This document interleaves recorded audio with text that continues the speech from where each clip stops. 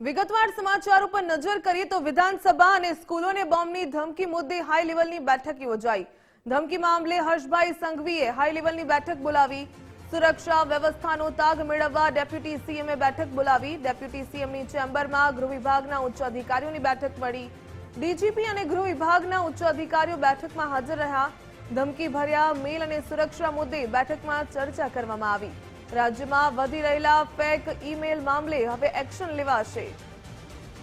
તો વારંવાર જે ધમકી ભર્યા ઈમેલ મળી રહ્યા હતા તે સંદર્ભે સરકાર હવે એક્શન મોડમાં આવી ચૂકી છે અને હાઈ લેવલ બેઠક બોલાવવામાં આવી।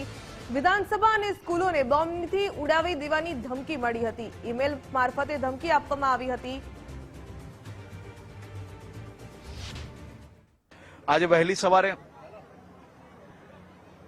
ગુજરાત વિધાનસભામાં જે ઈમેલ આવ્યો હતો તેની તપાસ હાઈ લેવલ અધિકારીઓને આપવામાં આવી છે અને ભૂતકાળમાં બી આ પ્રકારના પ્રયાસ કરનાર લોકોની સંપૂર્ણ ઊંડાણપૂર્વક તપાસના માધ્યમથી બાંગ્લાદેશ હોય કે પાકિસ્તાનના જે ઈમેલના થ્રેટ હતા તેના ડીપ તક પહોંચવામાં એટલે કે જે મોકલનાર વ્યક્તિ છે તેના આઈપી એડ્રેસ સુધી પહોંચાડવામાં ગુજરાત પોલીસને ખૂબ મોટી સફળતા મળી છે અને તેમાં જે ઈમેલ આઈડી હોય કે સિમ કાર્ડને લાગતા જે ગુનેગારો હતા જે બાંગ્લાદેશીઓ અને ખાસ કરીને બંગાળ અને બાંગ્લાદેશ બોર્ડર પરથી બી જે લોકો કાર્યમાં જોડાયેલા હતા તેને બી પકડવામાં ગુજરાત પોલીસને સફળતા પ્રાપ્ત થઈ છે અને આ બાબતે બી ગંભીરતાપૂર્વક ઇન્કવાયરી આપી છે ને મેં પોતે બી હાઈ લેવલ કમિટીની એક મિટિંગ બોલાવી હતી અને વિધાનસભામાં દરરોજ જે કોઈ એના પ્રોટોકોલ છે એમાં ચેકિંગ થતું હોય છે પરંતુ એના પ્રોટોકોલના હિસાબે આજે બી આ ચેકિંગ કરવામાં આવ્યું છે। વિધાનસભા રાબેતા મુજબ ચાલુ છે।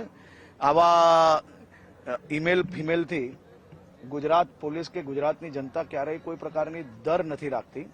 વિધાનસભામાં સંપૂર્ણપણે રાબેતા મુજબ અને નિયમ મુજબ સમયસર જ જે કંઈ ચાલુ કરવાની તે થઈ ગઈ છે અને કોઈ બી વ્યક્તિ હું હોઉં કે મારા સાથી મંત્રીઓ હોય મુખ્યમંત્રીશ્રી હોય સ્પીકર સાહેબ હોય બધા જ લોકો વિધાનસભામાં જ બેસેલા હતા અને બધી જ તપાસ થઈ ગઈ છે। કોઈ બી પ્રકારની ચિંતા કરવાનો વિષય નથી।